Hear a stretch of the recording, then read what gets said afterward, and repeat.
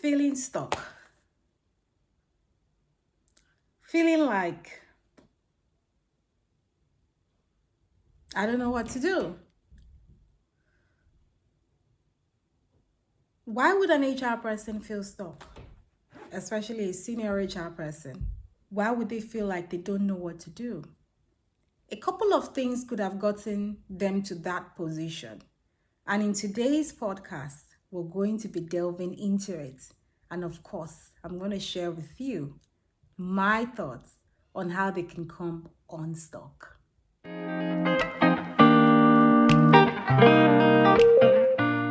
Hi everyone, welcome to the HR Growth Network podcast with Olutoyin Williams. I am so excited to have you join this episode of the podcast where we're going to be talking about feeling stuck and dealing with that as an HR professional, especially as a senior HR professional trying to navigate into more visible roles, either in the organization or outside of the organization. Welcome. A couple of clients have reported feeling stuck at the beginning of our coaching relationship. When we delved into it, those feelings were fueled by having been on a role for a long time and trying to get into a much more senior role, but it just felt like that wasn't happening. And also the fact that it just felt as if everyone around them was moving up and they weren't moving.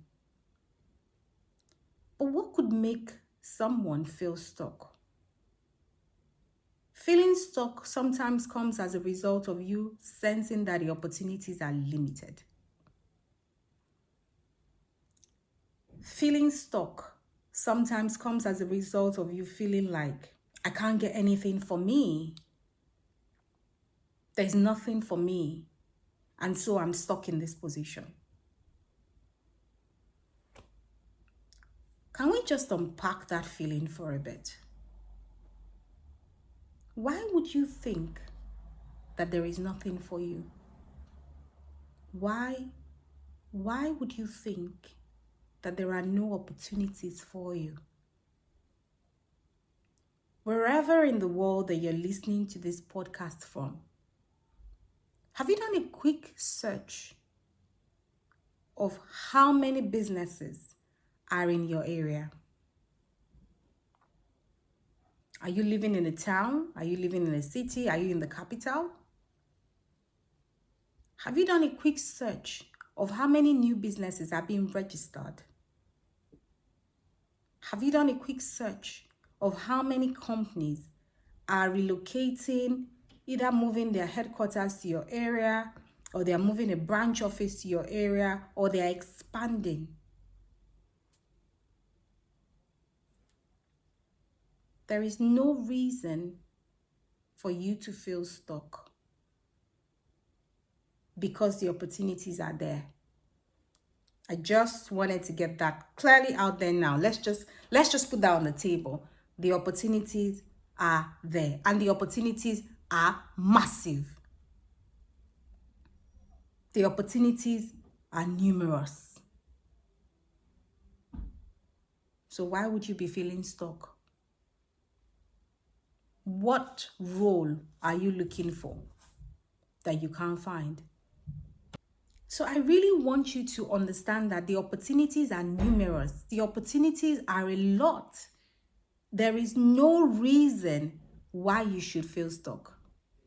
But again, I don't want to dismiss your feelings. So let's delve a bit deeper into it. Now that we've established that the opportunities are numerous, let's delve deeper into how you feel and why you feel the way you do.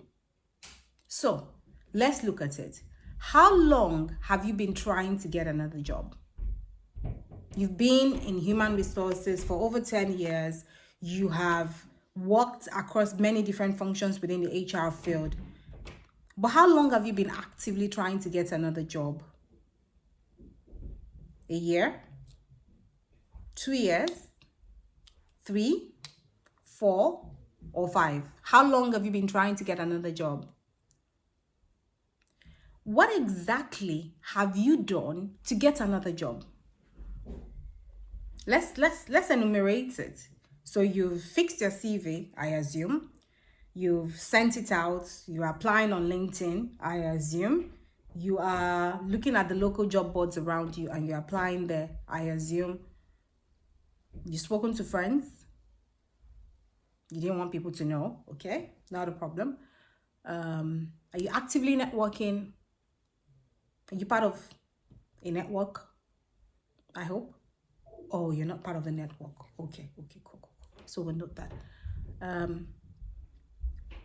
In terms of your HR qualifications and certifications, it's a given, obviously, that you've got these HR certifications, but how up to date are your certifications? Oh, they're not up to date. Okay, cool. Got that. Are you in any particular groups? Are you leading any particular committees? Are you very active within the HR professional body in your area, the local chapter? Say that again. You're not. Oh, wow. Okay. We'll note that down. So what's your schedule like? Who do you hang out with? In your closest network of friends, what do they do? Are they professional people? Are they business owners? Are they entrepreneurs? What do they do? Do they run non-profits? What do they do? Okay, it's a mix. Okay, cool.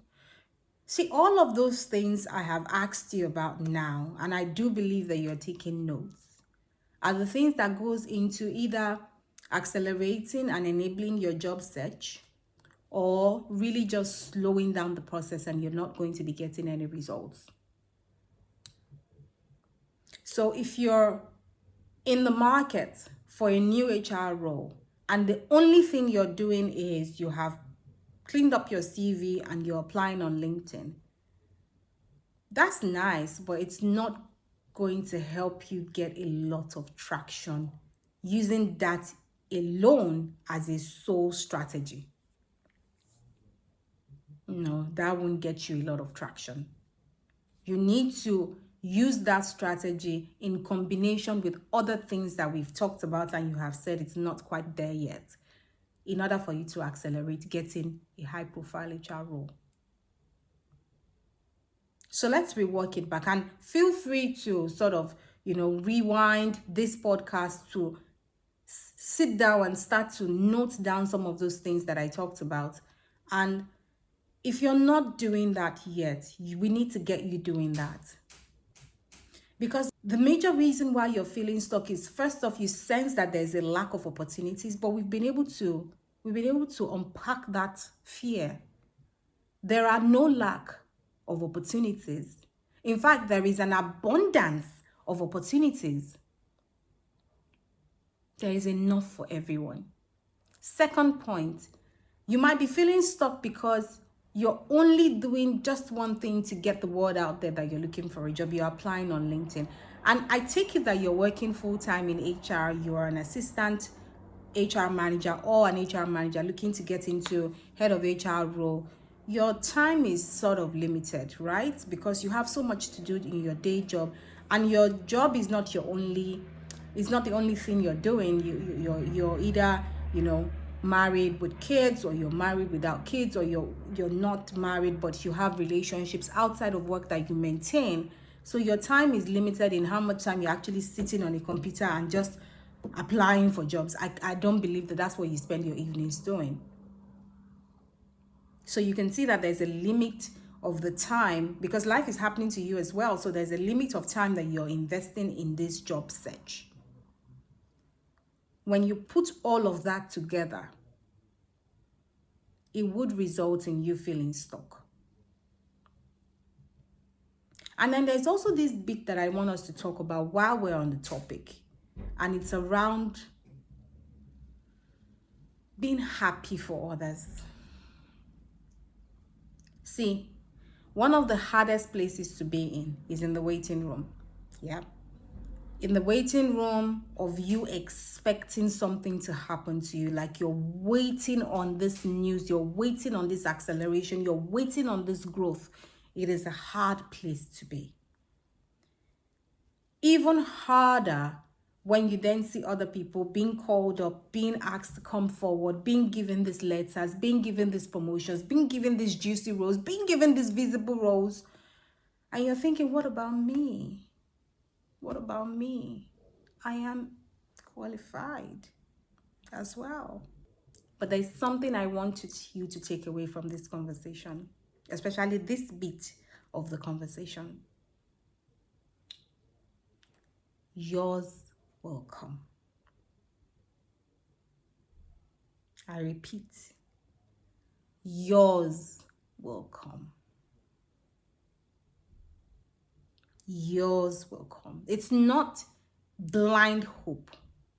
It's not blind faith. It's not, irrational belief.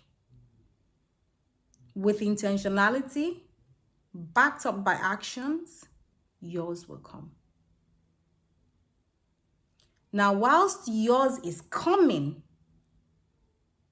I need you to rejoice with those who rejoice. Leave. Take this weight off your shoulders. Take this weight off your shoulders. Just relax. Yours will come. You're not in competition with every other person. You're in competition with yourself, and that's a separate conversation for another day, but you're in competition with yourself only. You're not in competition with any other person. So yours will come. Now, whilst you're waiting for yours to come, rejoice with those who rejoice.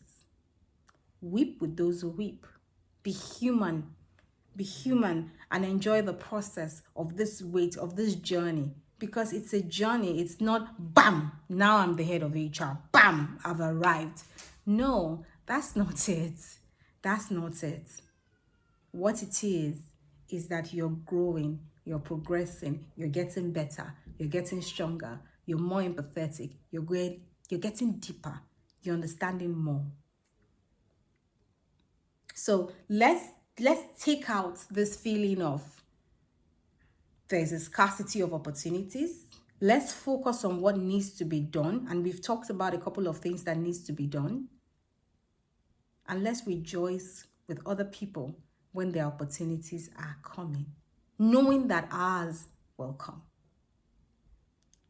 If this podcast resonates with you and you think you would benefit from working with me one-to-one, I want you to go on the website www.olutoyinwilliams.co.uk and click on the tab Programs to see how we can work together.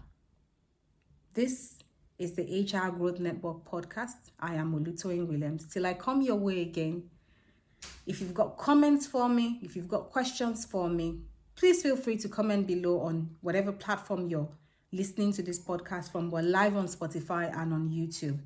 And of course, catch me on LinkedIn and you can communicate with me there. Till I come your way again, do take care. Bye.